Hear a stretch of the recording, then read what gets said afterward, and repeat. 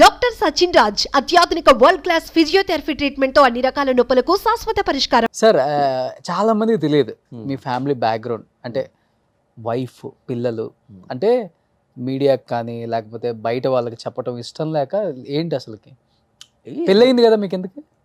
అంటే ఏమన్నా చూస్తారా ఏంటి ఇప్పుడు? అంటే బాగా ఇందాక బాగా లేతగానే ఉన్నారు, కుర్రోడు బాగా టక్కు గిక్కు చేసేసుకున్నారు. సరిపోతుంది. బీజేపీలో జాయిన్ అయిన బీజేపీ అదో షర్ట్ ఏదో షర్ట్ దేని కూడా సింక్ అవుద్దండి. షర్ట్ ఏ కలర్ ఏంటి, రెడ్ అయింది కమ్యూనిస్టులు అంటారు, ఎల్లో ఇంకోటి అంటారు, ఇంకో గ్రీన్ వేస్తే ఇంకోటి అంటారు. మనం వేసుకునే కలర్సే బ్రైట్ కలర్స్. ఓకే, మీరు పార్టీలు పెట్టేస్తే ఎట్లా? కాదు అసలు పెళ్ళయిందా కాలేదా సార్? చాలా మంది డౌట్ ఇది. మీరు ఫోటోలు అడిగారు కదా ఇందాక, ఏమన్నా ఉందా ఆలోచన ఏంటి? అంటే ఇద్దరు ముగ్గురు అడిగారు నన్ను, మీరు వస్తున్నారు పెళ్ళిళ్ళు చూసేస్తారా సంబంధం మ్యాచ్లు? మీరు రెడీ అయ్యి రావడం కూడా అలానే వచ్చారు. అలా మీతో పోటీ పడదామనండి. మీరంత మరి స్మార్ట్గా ఉంటే మేము ఏమాత్రం రాకపోతే ఎట్లా కుదురుద్ది? మరీ కాంట్రాస్ట్ ఇలా ఉంటుందని కొంచెం పోటీ పడుతున్నాం, అందుకని లేదు. చేద్దాం, చేసుకుందాం, కంగారే ఉంది పెళ్ళి. అప్పుడే ఏం ముదిరిపోయామని ఏం ముదరలేదు సార్ అసలు. అది మరి అంది కంగారు ఎందుకు? ఎందుకంటే రైలు గడ్డం గీస్తేనే బాగా పదునైపోయింది, అంత షార్ప్ అంత ఇదిగా ఉండదు, స్మూత్ గా హార్డ్ అయిపోయింది. మీరు గుండె అంత స్మూత్ గా ఉందంటే ఎంగే మీరు ఏజ్ లో. అంతే కదా, అదే చిన్న బాల్యంలో వచ్చేసారు ఇండస్ట్రీకి, అంతే. బాలబాల్డ్. ఏంటి సార్ ఫ్యామిలీ? మేడం ఏం చేస్తారు అసలుకి? Homemaker. She is MA sociology ఓ అండ్ హోమ్ మేకర్. కొన్నాళ్ళు ఇంట్లోనే పిల్లలకి ట్యూషన్స్ అవి పాఠాలు చెప్తుండేది. ఈ మధ్య చెప్పట్లేదు కానీ home maker, complete 100% perfect home maker. Oh super. Love మ్యారేజే సార్? మ్యారీడ్లో. పెళ్లి చేసుకున్నాక లవ్ చేశారు? మ్యారీడ్లో అంతే కదా, వైఫ్ ఈజ్ అవర్ అంతే మ్యారీడ్లో. So I'm fortunate. ఓకే, ఆ విషయంలో బాగా అర్థం చేసుకునే వైఫ్. అసలు మనం అపార్థం చేసుకున్నా ఆవిడ అపార్థం చేసుకునేటువంటి ఇది కాదు, కంప్లీట్ టోటల్లీ అండర్స్టాండింగ్. ఎక్కడైనా ఉంటే మందే లోపం ఉంటుంది కానీ ఆవిడ. పిల్లలు సార్? బాబు పాప ఇద్దరు ఇంజనీరింగ్. ఓ ఇంజనీరింగ్. ఇంజనీరింగ్ పిల్లలు ఉన్నారు మీకు? ఎస్.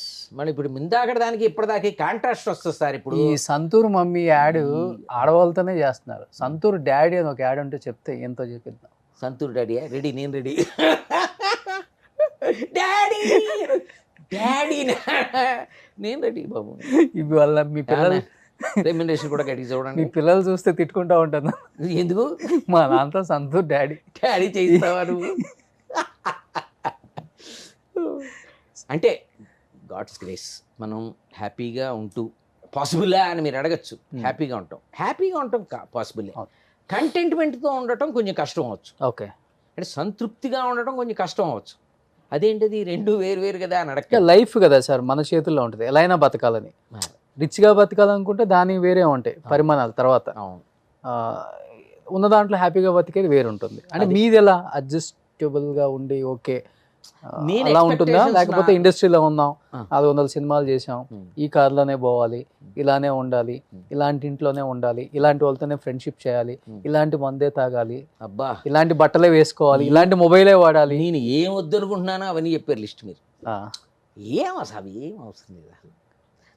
నాకు మొదటి నుంచి అసలు ఆ లైఫ్ స్టైలు కాదు, ఆ యాటిట్యూడ్ కాదు, ఆ మెంటాలిటీ కాదు, ఏమీ కాదు. హాయిగా మనకి ఎక్కువ జీవితంలో మనం అనుభూతుల్ని మనం పోగేసుకోవాలంటే వీటన్నిటికి దూరంగా ఉంటేనే అనుభూతులు దక్కుతాయి. అంటే వీటి వల్ల వస్తువుల్లోంచి ఆనందం పొందాలంటే ఆ సౌకర్యం కావచ్చు, of course it's a facility, it's a comfort కావచ్చు. మంచి బెడ్, అద్భుతమైన బెడ్ మీద పడుకుంటే వాడు నిద్ర రావాలని ఎక్కడుంది? రూల్ లేదు కదా. హాయిగా నిద్ర అయినప్పుడు వాడికి అది బెడ్డే, ఆ బెడ్డే అవ్వాలని ఎక్కడుంది? లేదు కదా. ఈ టైప్ ఆఫ్ అది ఫిలాసఫీలా అనిపిస్తుంది నేను చెప్తే కానీ, బట్ నాకు ఇష్టం అట్లాగా. అంచేత నేను అలాంటి ఎక్స్పెక్టేషన్స్, టార్గెట్స్, గోల్స్ అవి ఏమీ లేవు. హాయిగా ఇవాళ ఎలా ఉన్నామో అలా హ్యాపీ. రేపు ఇంకా బెటర్ అంటే సంతోషమే కదా. నేను అబ్బెబ్బే లేదండి, నేను వైరాగ్యం, నాకు అవేం అక్కర్లేదు, నేను అసలు అట్లా నేనేం చెప్పను. I have my hopes, I have my expectations. That doesn't mean I don't postpone happiness. ఇప్పుడు బెంజ్ కార్లోనే వెళ్ళాలి, BMW వెళ్ళాలంటే నేను వెళ్ళే కారు నాకు నచ్చదు కదా, ఇది ఎంజాయ్ చేయలేను కదా. వాట్ ఐ హ్యావ్ నేను ఎంజాయ్ చేయలేను, వాట్ ఐ గెట్ అది వచ్చిన తర్వాత నాకు ఇంకోటి అనిపించవచ్చు కదా. ఇప్పుడు చాలా మంది పెద్ద పెద్ద ఆర్టిస్టులు కంపెనీ నుంచి వచ్చే వెహికల్ వెళ్ళే వాళ్ళు చాలా మంది ఉన్నారు కదా, అదొక హ్యాపీనెస్ వాళ్ళకి. డెఫినెట్గా. ఇప్పుడు మొదట్లో, తర్వాత ఏదో కారు కొనుక్కున్నాక సొంత కార్లు, ఏమో అడ్డమైన వాడు కారు కొంటున్నాడు, నువ్వు కూడా ఒకటి కొనుక్కోవచ్చు కదా అందేవాడు. ఇక్కడే వచ్చేది లైఫ్లో తేడా. అడ్డమైన వాడు కొనుక్కుంటున్నాడు, నువ్వెందుకు కొనుక్కోవంటే, ఎందుకు పనికిరాని కారు కొనుక్కుంటున్నాడు, నువ్వెందుకు కొనమంటే దాని అర్థం ఏంటంటే నేను పనికిరాను, లేకపోతే నువ్వు కారు కొనమనే ఏంటి డీటెయిల్ క్లారిటీ ఇచ్చేసావు. క్లారిటీ కావాలి కదా. సరే అందుకోసం ఏదో కొనటం తప్పితే అది కాదు కదా. అప్పుడు అందరం కలిసి వెళ్ళటం అనేది, కాకపోతే ఏజ్ని బట్టో లేకపోతే కొంత ప్రైవసీ కావాల్సి వచ్చి వెళ్ళటము, దాన్ని బట్టో కొన్ని కంఫర్ట్స్ కావాలి తప్ప, దాన్ని బట్టి అవి బెంచ్ మార్క్గా తీసుకుని వాటిని క్రైటీరియా తీసుకుని మనని లెక్కలేసే వాళ్ళు ఉండొచ్చు. అవును, డెఫినెట్గా ఉంటారు. కానీ మనం వాళ్ళందరినీ లెక్కలోకి తీసుకుంటే మనం హ్యాపీగా ఉండలేం కదా. సో అది కొంచెం ఎలా సార్, ఈ భాగ్యనగరానికి ఆర్టిస్టులు రకరకాల బాధలతో వచ్చిన వాళ్ళే. అయ్యో, ఆఫ్ కోర్స్ మీకు తెలిసిందే కృష్ణనగర్ కథలు చాలా. అండ్ ఇక్కడికి వచ్చి ఈ 400 సినిమాలు చేసి కష్టపడి వచ్చిన రూపాయి ఇన్వెస్ట్ చేసుకొని మీ అంతటి మీరు నిలబడి ఒక ఇల్లు కొనుక్కొని పిల్లల్ని చదివించి ఇలా వచ్చారా, లేకపోతే తాతలు నాన్నలు సంపాదించిన ఆస్తుంది కదా ఎంజాయ్ చేద్దాం ఆ టైపా మీరు? అసలుకి అయ్యుంటే ఇక్కడ రారంటున్నా, వాళ్ళు అయ్యే చూసుకుంటూ రెండు విధాలుగా ఉంటారు కదా. ఉండొచ్చు, అలా కూడా ఉండొచ్చు.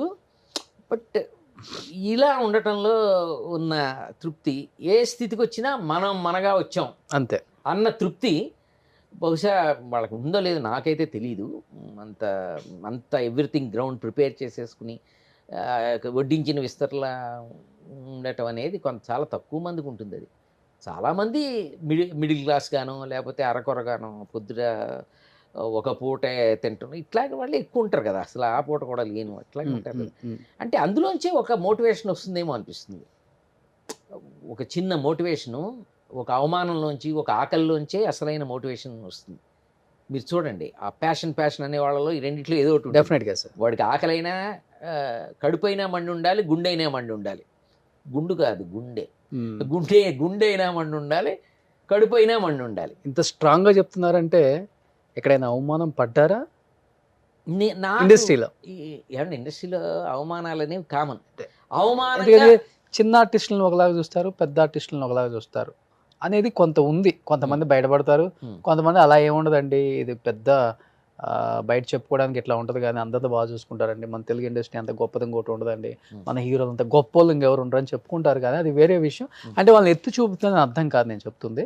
అసలే అప్పటికి ఇప్పటికి చాలా తేడా వచ్చింది అయితే అందరికీ తెలుసు. ఏ రకం అంటే తేడా? హాస్పిటాలిటీలో ఒక్కొక్క ఆర్టిస్ట్కి అయితే క్యారీవన్ కూడా ఎవరంట, చెట్ల కిందే బట్టలు మార్చుకొని పోయి షూట్ చేసుకొని వచ్చిన రోజులు బుచ్చడనే అని చెప్తారు. నేమ్డ్ ఆర్టిస్ట్లో నేను చెప్పేది కూడా. అలా నేనేది లేడీస్ విషయం పక్కన పెట్టండి, వాళ్ళ కష్టం వచ్చు, కానీ హాయిగా చెట్ల కింద కూర్చొని ఇప్పుడంటే ఈ క్యారవాన్లు ఇవన్నీ వచ్చాయండి, మన నుంచి లేవు కదా. అదొక ఫెసిలిటీ అంతే. ఇప్పుడు మీకు ఏదో టాయిలెట్స్ అవసరం, మీకు అర్థమైందా, డ్రెస్ చేంజ్ చేసుకోవాలి, ఒక అవసరం అంతే. అది లగ్జరీ కాదు, యాక్చువల్గా ఒక నీడ్ అంతే. ఒక నీడ్లా చూస్తే అది నీడే. మీకు అర్థమైందా? మేము ఇదివరకు మామూలు చెట్ల కింద కూర్చుని నలుగురు భోజనం చేసేవాళ్ళం, చెట్ల కింద కూర్చొని కౌలు చెప్పుకునేవాళ్ళం, అక్కడి నుంచి షార్ట్కి వెళ్ళి. ఇప్పుడు చెట్ల కింద కూర్చునే వాళ్ళు లేరు. మీరు అన్నట్టుగా క్యారవాన్స్ వచ్చేసాయి, ఆల్మోస్ట్ అందరికీ ఇస్తున్నారు.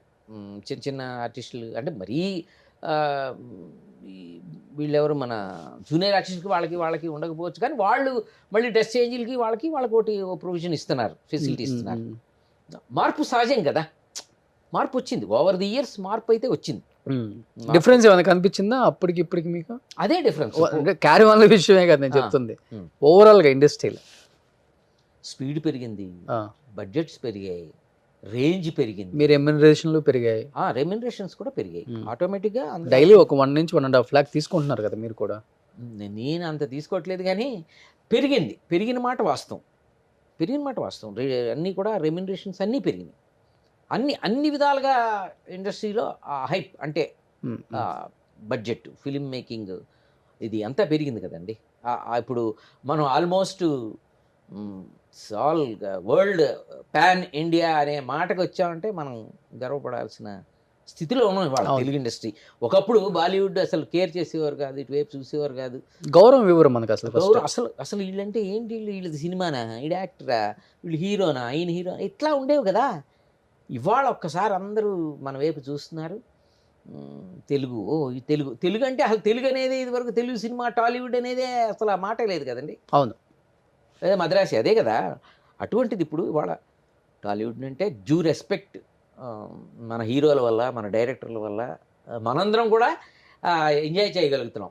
తెలుగు యాక్టర్ అంటేనో టాలీవుడ్ అంటేనో చిన్న గౌరవం దక్కుతోందిగా. అవును. ఉన్నది.